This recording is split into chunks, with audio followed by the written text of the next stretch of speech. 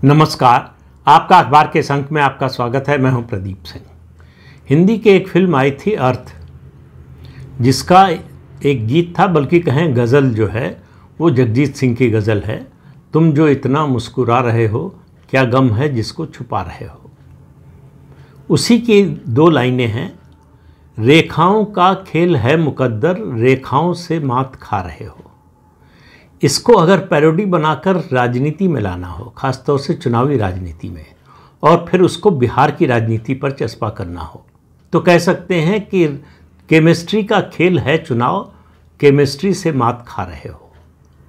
आप चुनाव पिछले उठाकर देखिए या अभी का जो चुनाव हो रहा है उसको इस नज़रिए से देखिए। दो चीज़ें महत्वपूर्ण होती हैं चुनाव में। वैसे तो बहुत से फैक्टर होते हैं किसी भी चुनाव में, लेकिन ख़ास तौर से दो चीज़ों पर सबका ध्यान रहता है। एक है अर्थमेटिक, यानी संख्या बल। किस पार्टी के पास या किस गठबंधन के पास समाज के कितने वर्गों का क्या संख्या बल है, मतलब समाज के कितने वर्ग जुड़े हैं और उनकी अपनी संख्या क्या है, कुल मिलाकर संख्या बल क्या बनता है उनका। और दूसरा है केमिस्ट्री।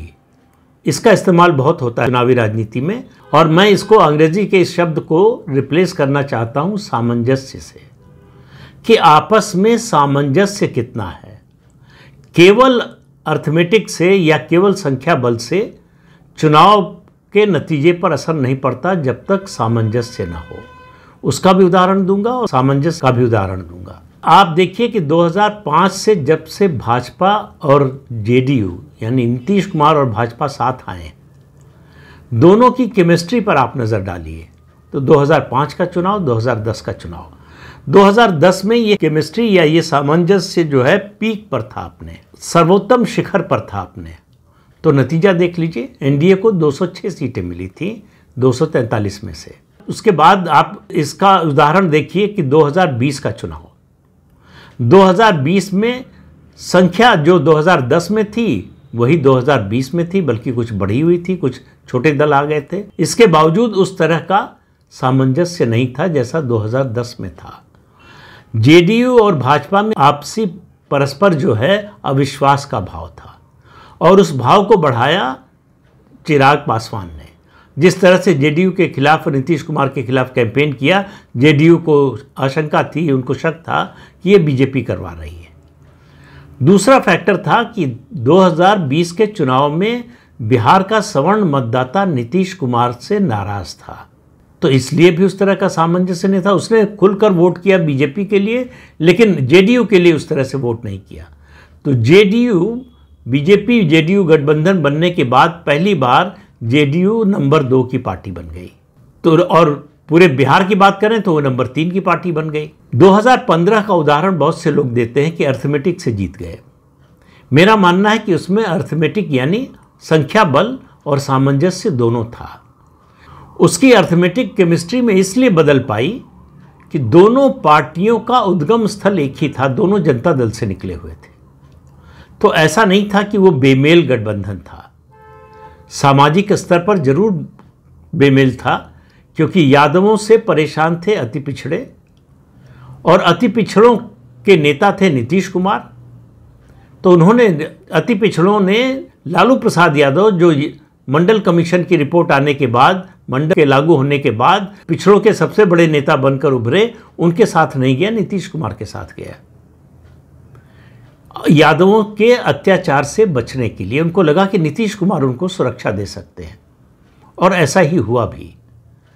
लेकिन सिर्फ एक बात ने, राष्ट्रीय स्वयंसेवक संघ के प्रमुख मोहन भागवत का एक बयान, जिसका उद्देश्य वो नहीं था, जो जिस रूप में उसको पेश किया गया वो नहीं था। उन्होंने केवल कहा था कि इतना लंबा समय हो गया आरक्षण को, समीक्षा होनी चाहिए कि उससे क्या लाभ हुआ, क्या नुकसान हुआ। लेकिन उसको पेश किया गया कि भारतीय जनता पार्टी और आरएसएस जो है, ये अगर सत्ता में आएंगे तो बिहार में, तो ये आरक्षण खत्म कर देंगे। आरक्षण खत्म होने के नाम पर सारे पिछड़े एक हो गए। इसका लाभ जो है महागठबंधन को मिला। अब आप इस चुनाव की बात कीजिए, और दूसरे उदाहरण दूसरे राज्यों के भी दे दूं तो बात समझने में थोड़ा आसानी हो जाएगी। 2019 के लोकसभा चुनाव में कर्नाटक में कांग्रेस पार्टी और जेडीएस जनता दल सेकुलर जो HD देवगौड़ा की पार्टी है, दोनों ने अलायंस कर लिया। दोनों ने जोड़कर देखा कि उनके वोट अगर जुड़ जाएं तो जीतने से कोई रोक नहीं सकता है। तो दोनों ने अलायंस कर लिया, गठबंधन कर लिया। नतीजा आया तो दोनों को नुकसान हुआ, दोनों के वोट कम हो गए। जुड़कर बढ़ने की बजाय दोनों के वोट कम हो गए और फायदा मिला बीजेपी को। JDS का बड़ा वोट बैंक जो है शिफ्ट हो गया बीजेपी की तरफ और कांग्रेस से भी हुआ, केवल अर्थमेटिक के आधार पर, क्योंकि JDS और कांग्रेस के बीच में उस तरह का सामंजस्य नहीं बन पाया जो चुनाव जीतने के लिए या चुनाव में जीतने की संभावना बढ़ाने के लिए ज़रूरी होता है। इसी तरह से आप उत्तर प्रदेश में 2017 का विधानसभा चुनाव देखिए, कांग्रेस और समाजवादी पार्टी का समझौता हुआ, तो वहाँ न तो अर्थमेटिक काम कर रही थी और न केमिस्ट्री। अर्थमेटिक इसलिए कि कांग्रेस के पास कुछ था नहीं, कोई जनाधार बचा नहीं था उसका, और केमिस्ट्री इसलिए कि दोनों में उस तरह का सामंजस्य नहीं था दोनों पार्टियों में कि एक दूसरे को जिताना है। नतीजा ये हुआ कि दोनों डूब गए। 224 से समाजवादी पार्टी 47 पर आ गई और कांग्रेस पार्टी 23-24 से 7 सीटों पर आ गई। लेकिन 2019 में अर्थमेटिक को ध्यान में रखते हुए कि ये 2015 में बिहार में काम किया था अर्थमेटिक ने, तो उत्तर प्रदेश में भी काम कर सकता है। सपा और बसपा का गठबंधन हो गया और दोनों का संख्या बल देखिए आप, तो फिर उसमें जीत में कोई शंका नहीं थी। लैंडस्लाइड विक्ट्री होनी चाहिए थी, लेकिन नहीं हुआ क्योंकि केमिस्ट्री नहीं बनी। बसपा के मतदाताओं को सपा पर भरोसा नहीं हुआ, तो बसपा का वोट सपा को ट्रांसफर नहीं हुआ। लेकिन इस गठबंधन के कारण बसपा को यानी मायावती को फायदा हो गया, इसलिए नहीं कि सपा का वोट ट्रांसफर हुआ बसपा को, इसलिए कि गठबंधन होने के कारण मुस्लिम मतदाता के सामने और कोई विकल्प नहीं रह गया। तो जिन सीटों पर समाजवादी पार्टी का उम्मीदवार नहीं था, वहां मुसलमानों ने बसपा के उम्मीदवार को वोट दिया। तो उसके कारण बसपा 10 सीटें जीत गई लोकसभा की, और समाजवादी पार्टी 2014 में जो 5 सीटें जीती थी उसी पर रह गई। इतने बड़े गठबंधन आप संख्या बल की दृष्टि से देखें तो इससे बड़ा गठबंधन देश में कोई और 2 पार्टियों का हुआ नहीं। उसके बावजूद समाजवादी पार्टी को कोई फायदा नहीं हुआ। तो केवल संख्या बल के आधार पर चुनाव में जीत सुनिश्चित नहीं की जा सकती जब तक उसके साथ केमिस्ट्री का सामंजस्य न बने। 2020 के चुनाव की बात की मैंने बिहार की, 2025 और 2020 के चुनाव में अंतर जो है, संख्या बल दोनों ही गठबंधनों का लगभग समान है। केवल यह हुआ है कि उपेंद्र कुशवाहा इधर आ गए हैं एनडीए के साथ, और मुकेश सहनी जो है एनडीए से निकलकर महागठबंधन की ओर चले गए। और बिहार में आरजेडी के पास जितना बड़ा सॉलिड वोट बैंक है, लगभग 31-32% का, मुसलमान और यादव, उस तरह का वोट बैंक किसी पार्टी के पास एक मुश्त किसी भी राज्य में नहीं है। इसके बावजूद आप याद कीजिए 2010 का चुनाव, इतने बड़े सॉलिड वोट बैंक के बावजूद आरजेडी, और उस समय लालू प्रसाद यादव सक्रिय थे राजनीतिक रूप से पूरी तरह से, आरजेडी 23 सीटों पर सिमट गई 243 में से। लेकिन 2013 में एनडीए छोड़कर चले गए नीतीश कुमार, तो उसके बाद आरजेडी से समझौता कर लिया 2015 में, तो उसका नतीजा यह हुआ कि आरजेडी का रिवाइवल हो गया।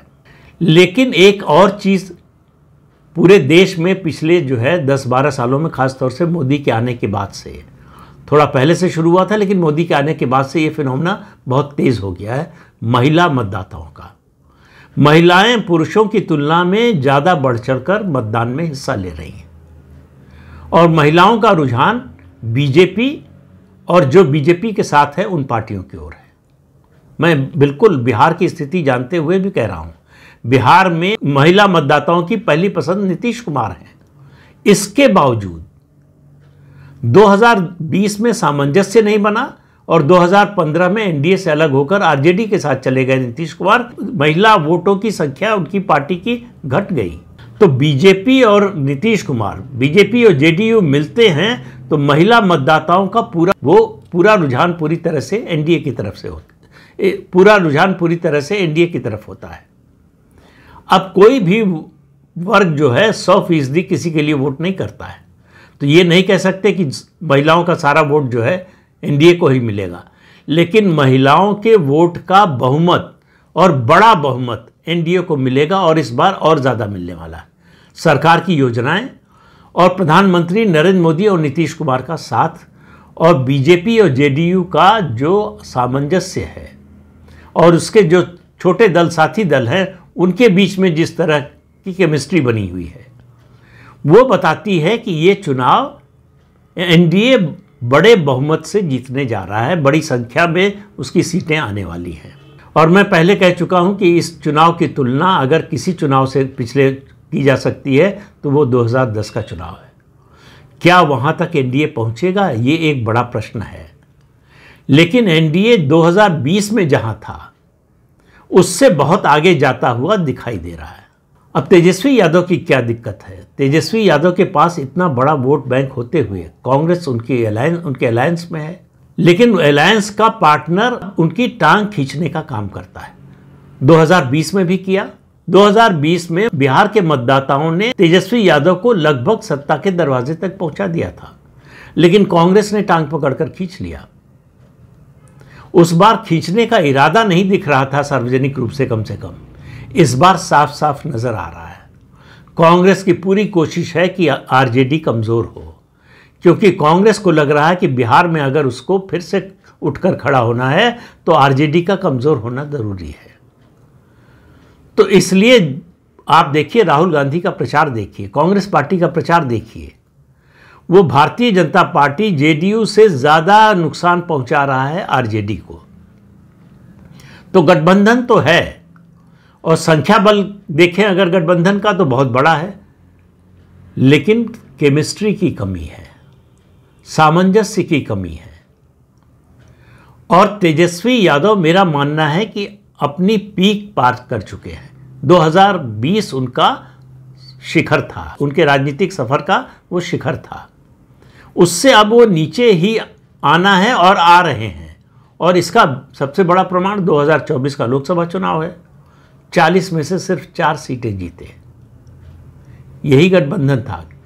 इसके बावजूद 4 से ज़्यादा सीटें नहीं जीत पाए जब बीजेपी कमज़ोर थी, जेडीयू कमज़ोर दिख रही थी, नीतीश कुमार के प्रति एक फैटिग फैक्टर बन रहा था। इन सब फैक्टर्स के बावजूद सिर्फ लोकसभा की, बिहार की 10% सीटें ही आरजेडी जीत पाई। मेरा मानना है कि वो जो गिरावट शुरू हुई लोकसभा चुनाव से आरजेडी की, वो इस चुनाव में जारी रहेगी। तो गठबंधन में संख्या बल जरूरी है, क्योंकि संख्या बल के बाद ही जब केमिस्ट्री बनती है, सामंजस्य बनता है, तो वो विनिंग कॉम्बिनेशन बनता है। लेकिन अगर संख्या बल सिर्फ हो और सामंजस्य ना हो, केमिस्ट्री ना हो, तो आपको जो है चुनाव मैदान में मजबूती से खड़ा तो कर सकता है, चुनाव जिता नहीं सकता। और मेरा मानना है कि जब से बीजेपी जेडीयू का गठबंधन हुआ है, तब से 2010 के बाद सबसे अच्छा अगर सामंजस्य है इन दोनों दलों में तो इस चुनाव में है। और एडिशनल फैक्टर जुड़ा है जो 2010 में नहीं था, वो प्रधानमंत्री नरेंद्र मोदी की छवि का, उनकी विश्वसनीयता का, उनकी साख का, उनकी लोकप्रियता का। और महिला मतदाताओं के लिए जिन योजनाओं की घोषणा की है नीतीश कुमार की सरकार ने और भाजपा की सरकार ने, उसका असर। कुल मिलाकर देखिए, 2 चीज़ें बड़ी महत्वपूर्ण होती हैं महिला मतदाताओं के लिए।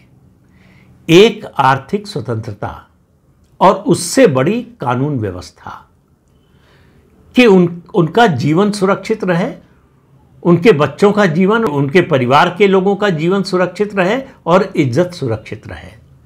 ये नीतीश कुमार के राज में हुआ है।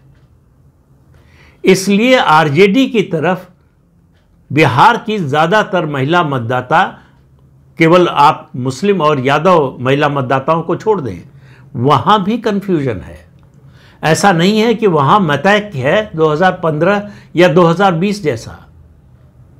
वहाँ भी जो है शंका है कि हम इधर जाएं या उधर जाएं।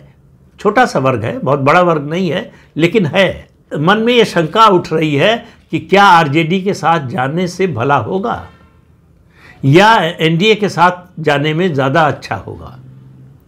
तो ये जो पुनर्विचार है, ये जो सोच है महिला मतदाताओं की, आरजेडी को या महागठबंधन को लेकर, वो महागठबंधन को बड़ा नुकसान पहुंचाएगी। ये वर्ग जो दुविधा में है, ये मतदान केंद्र तक जाते जाते इसका मन बदल भी सकता है। इनमें से एक तबका जो है वो एनडीए के लिए भी वोट कर सकता है। हालांकि उसकी संख्या बहुत कम होगी, लेकिन जितनी भी होगी, मैं कहता हूँ 0.5% भी होगी, तो भी वो नुकसान तो महागठबंधन का ही होगा। तो तेजस्वी यादव की बिहार की राजनीति में, बिहार से बाहर उनकी कोई राजनीति नहीं है, उनकी राजनीति की सबसे बड़ी समस्या है केमिस्ट्री, सामंजस्य। अब सामंजस्य उनका केवल है यादव और मुस्लिम में, इस वर्ग के बाहर सामंजस्य कहीं नहीं है। अति पिछड़ा वर्ग को जोड़ नहीं पाए हैं। मुकेश सहनी की पार्टी के साथ अलायंस जरूर हो गया है, लेकिन दोनों पार्टियां कितना मिलकर चुनाव लड़ रही हैं ये बताना मुश्किल है। उस तरह का सामंजस्य नहीं है जैसा एनडीए में बीजेपी, जेडीयू, चिराग पासवान, जीतन राम मांझी और उसके अलावा उपेंद्र कुशवाहा के बीच में है। तो दरअसल महिला मतदाता मेरा मानना है, और किस गठबंधन में सामंजस्य सबसे ज़्यादा, किस गठबंधन की केमिस्ट्री सबसे स्ट्रांग है, यही चुनाव के नतीजे को निर्धारित करेगी। तो इस अंक में इतना ही। अगले अंक में फिर मिलेंगे किसी नए मुद्दे के साथ। तब तक के लिए अनुमति दीजिए। आपसे अनुरोध है कि चैनल देखिए, शेयर कीजिए, लाइक कीजिए और सब्सक्राइब जरूर कीजिए। नमस्कार।